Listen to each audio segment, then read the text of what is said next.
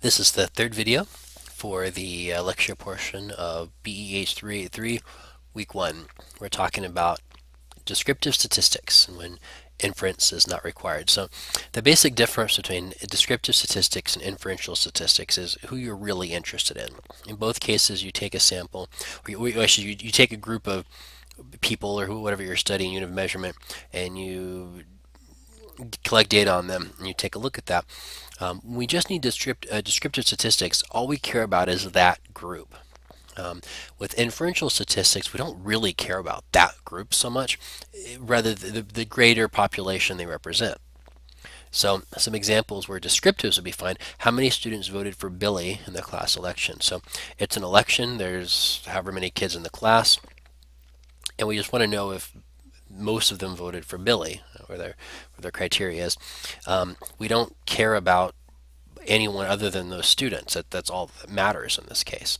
So if 51% voted for Billy, then Billy wins, and we don't really care what students who aren't in his class who they voted for, who they would have voted for. It's irrelevant.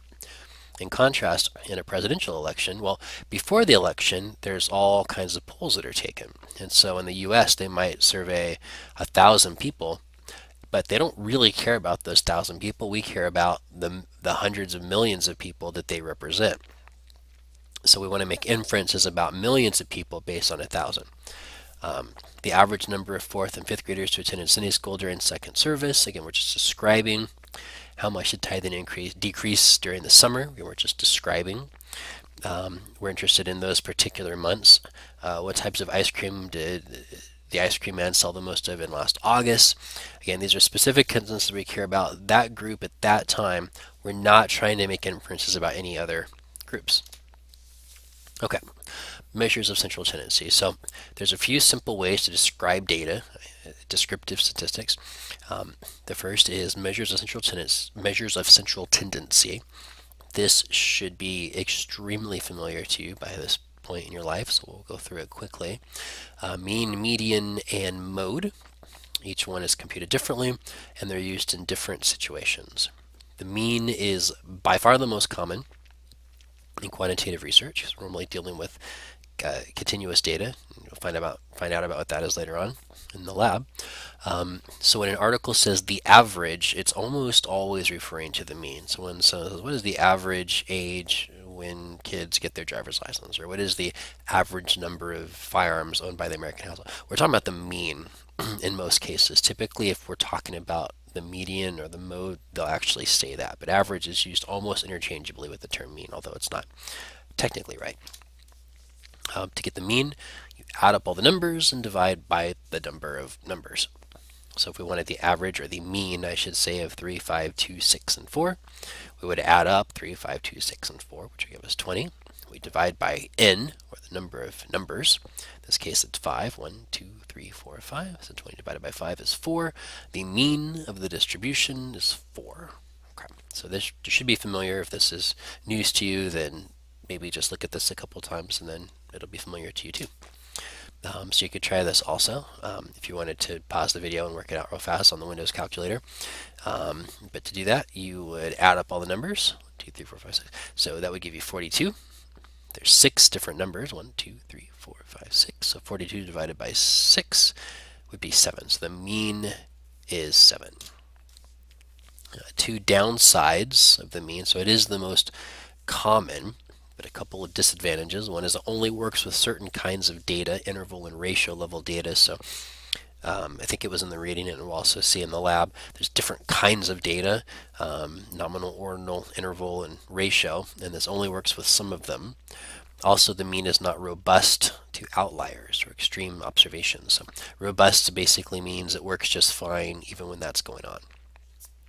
So if you have some, I think earlier we gave the example of you have the ages of kids in a kindergarten class, and maybe there's a mistake and someone accidentally put 65 instead of 6, and then another kid is 5.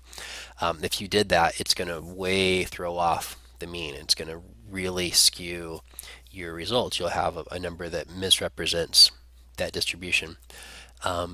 So some data, the mean won't work. If you're interested in preferred sports, so you have a group of kids or a group of college athletes and you want to know what's their favorite sport, the average sport that they prefer.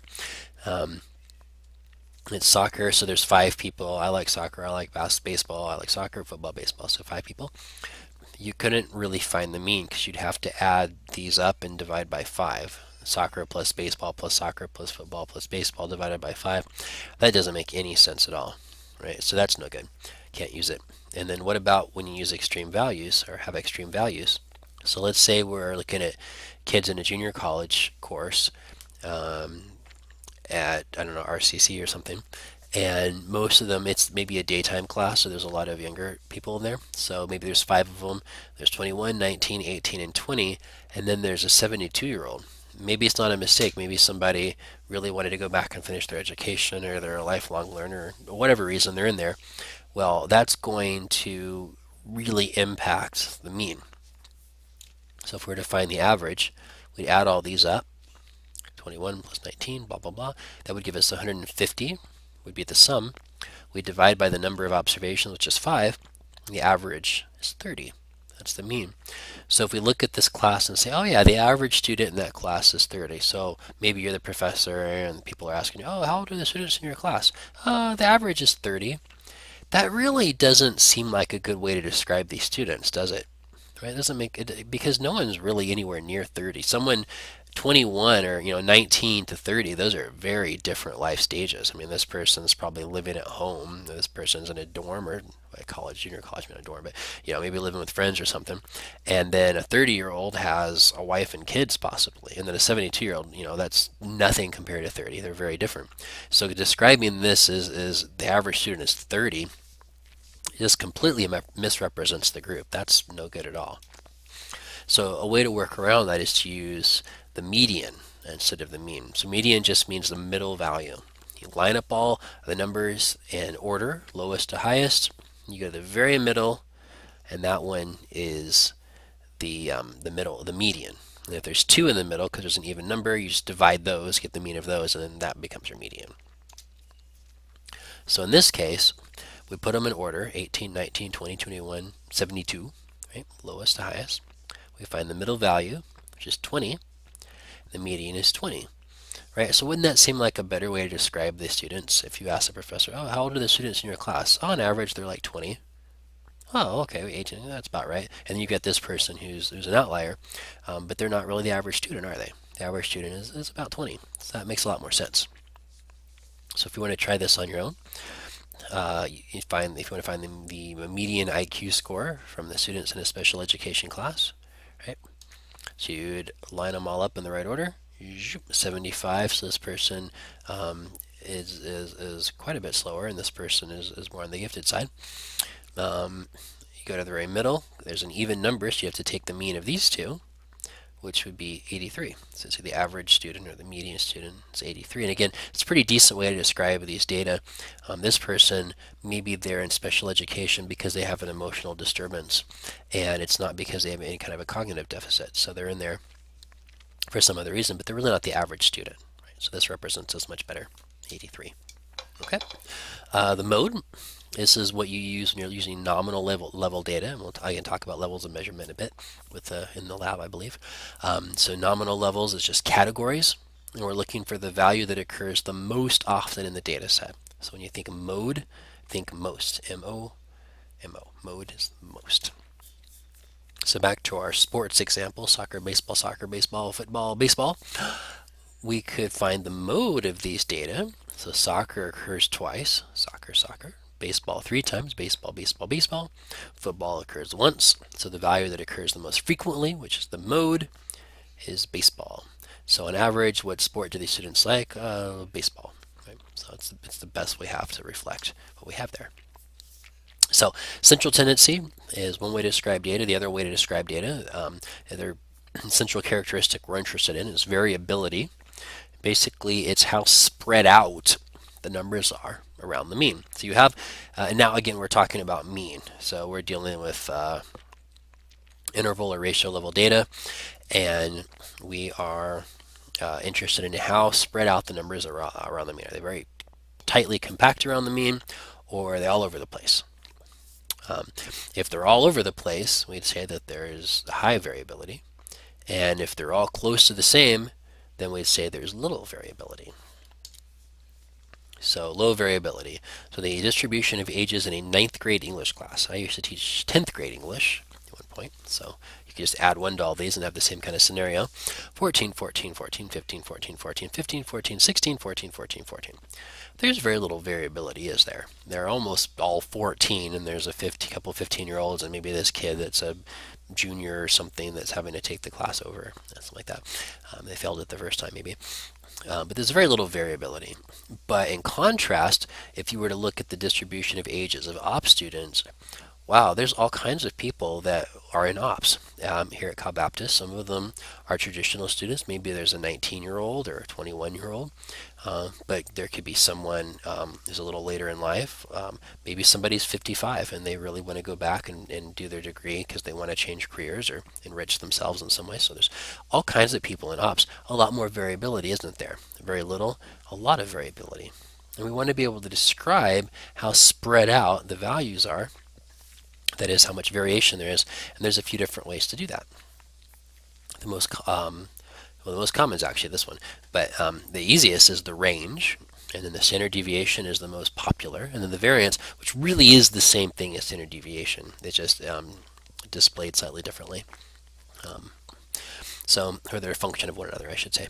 Most of the time, you're going to find articles reporting the mean and the standard deviation. So they might quickly go through the descriptive statistics, even if they want to make inferences. They'll say, oh, well, here is the average value on these 6 different measures. Here's the average for males, here's the average for females, and chances are you're going to get mean and standard deviation, mean and standard deviation, mean and standard deviation, just listed real quickly there. Or there might be a table with that information. You may or may not see the range, probably not, and you may or may not see the variance. Again, these really are the same thing. They're a function of one another. So you don't actually need both. You have the same.